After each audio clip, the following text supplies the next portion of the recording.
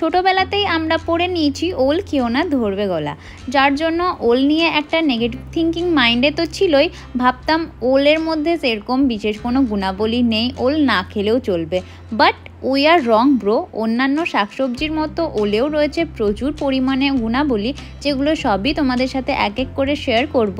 আর দেখো, কাঁচা তো ওল খেয়ে নেওয়া যায় না, সেটাকে সুন্দরভাবে জমিয়ে কষিয়ে রান্নাও তো করতে হবে নাকি। তো এই ভিডিওটাতে শেয়ার করব ওলের সুন্দর একটা রেসিপি, তাহলে ঝটপট স্কিপ না করে লাস্ট পর্যন্ত ভিডিওটা দেখে নাও। Hey guys, welcome back to a new video. আশা করি সবাই খুব ভালো আছো। তো তোমরা আমাকে বলবে আজ আমি ভিডিওটা ঠিক কোথা থেকে স্টার্ট করছি। অ্যাকচুয়ালি এটা হলো আমাদের বাড়ির বাইরেটা, যেখানে প্রচুর গাছপালা রয়েছে আর সাথে রয়েছে বেশ অনেকগুলো বড় বড় ওল গাছ। আর এগুলো দেখে আমার শাশুড়িমা তো বেশ কয়েকদিন থেকেই বলছিল যে একটা ওল তুলে রান্না করে খাওয়াবে, যার জন্য দেখো অস্ত্রশস্ত্র নিয়ে সকাল সকাল হাজির।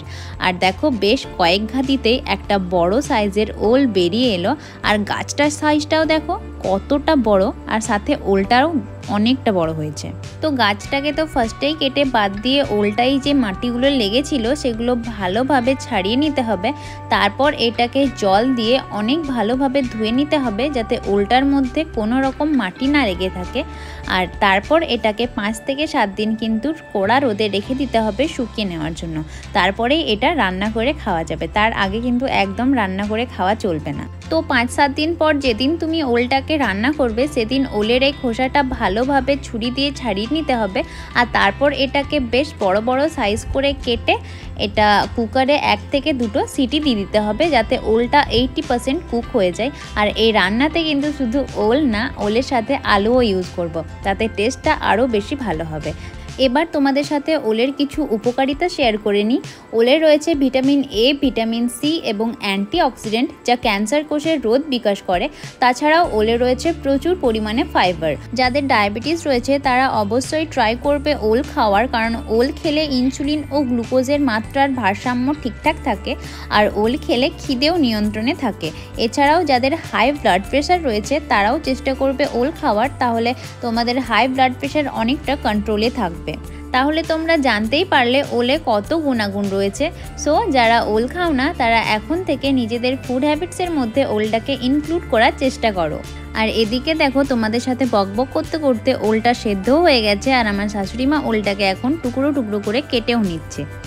তোমরা যদি এক কথায় জানতে চাও ওলের ডালনা কিভাবে বানাবে, আমি বলবো ওলটাকে ফার্স্টে আলুর মতো সেদ্ধ করে দেন মাছের মতো ভেজে মাংসের মতো কষিয়ে রান্না করবে, তাহলেই ওলের ডালনা একদম রেডি। আর এদিকে দেখো, ওই টুকরো করা ওলের মধ্যে নুন হলুদ বেশ ভালোভাবে মাখিয়ে এখন সেটাকে ডিপ ফ্রাই করে নিতে হবে। আর এই ফ্রাইটা করতে খুব একটা বেশি টাইম লাগবে না, কারণ ওলটা তো 80% কুক হয়েছিল। আর চেষ্টা করবে এই টাইমে গ্যাসের ফ্লেমটাকে হাই করার, তাতে তাড়াতাড়ি ওলগুলো বেশ লালচে লালচে হয়ে যাবে। এবার অনেকেই বলবে বাড়ির আশেপাশের যে ওলগুলো হয় সেগুলো খারাপ ওল, সেগুলো খেলে প্রচুর গোলা চুলকায়, সেগুলো খাওয়া ভালো না। এসব না, তোমরা যদি এই ওলগুলোকে অনেক দিন ভালোভাবে শুকানোর পর রান্না করো তাহলে তোমাদের কিন্তু একটুও গোলা চুলকাবে না।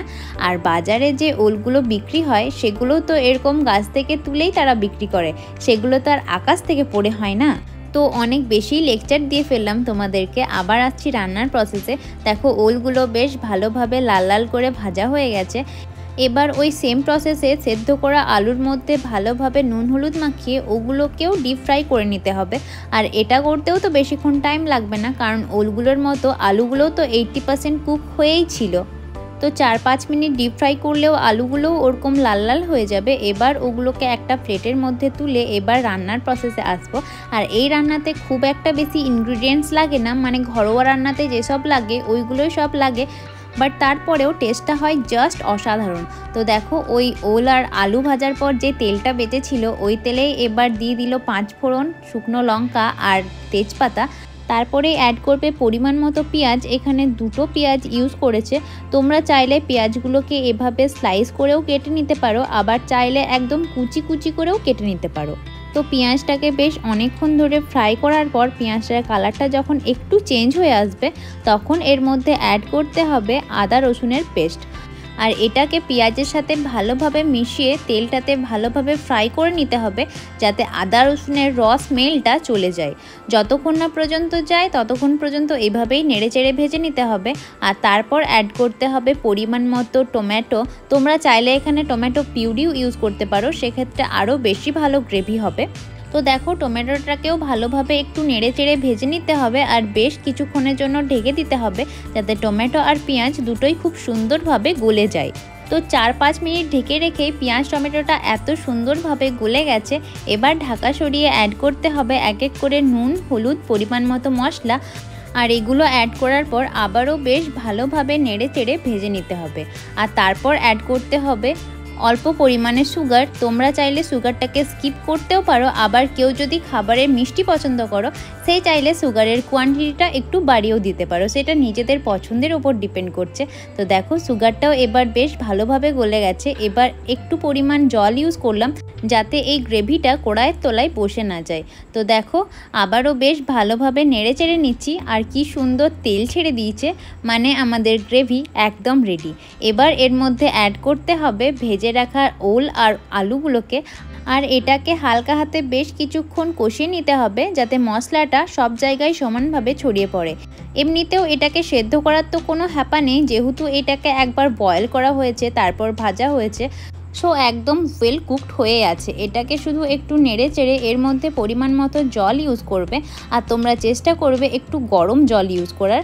আর যে যেরকম গ্রেভি চাও সে সেরকম এখানে জল ইউজ করবে। তো জলটা অ্যাড করে আবারও একটু নেড়ে চেড়ে দিলাম, আর তারপর এটাকে জাস্ট 3 থেকে 4 মিনিটের জন্য ঢেকে রেখে দেবো, যাতে জলটা একটু ফুটে ওঠে। আর তারপরে এখানে অ্যাড করে দেব তেঁতুলের পাল্পটা। আর তেঁতুলের পাল্পটা রান্নার সাথে বেশ ভালোভাবে সব জায়গায় সমানভাবে ছড়িয়ে দেব, তা না হলে যেখানটায় তেঁতুলের পাল্পটা বেশি থাকবে সেখানে একটু টকটক লাগবে। তো দেখো বেশ ভালোভাবে ফুটেও গেছে। এবার এর মধ্যে অ্যাড করব পরিমাণ মতো গরম মশলা। তোমাদের কাছে যদি কস্তুরি মেথি থাকে তাহলে তোমরা সেটা অবশ্যই ইউজ করবে। তারপর গ্যাসের ফ্লেম অফ করে দিয়ে সব শেষে অ্যাড করব ঘি। আর ঘিটা দিলে এটার টেস্ট আর স্মেল দুটোই দ্বিগুণ হয়ে যায়। ব্যাস রেডি আজকের ওলের ডালনা। আর এটা দিয়ে 1 প্লেট ভাত তো নিমেষেই উধাও হয়ে যাবে। তো ভিডিওটা আজ এখানেই এন্ড করছি। রেসিপিটা তোমাদের কেমন লাগলো অবশ্যই কমেন্ট করে জানিও। আর এখনও যারা চ্যানেলটিকে সাবস্ক্রাইব করনি প্লিজ ডু। দেখা হচ্ছে খুব তাড়াতাড়ি অন্য কোনো ভিডিও নিয়ে। ততক্ষণ পর্যন্ত টাটা।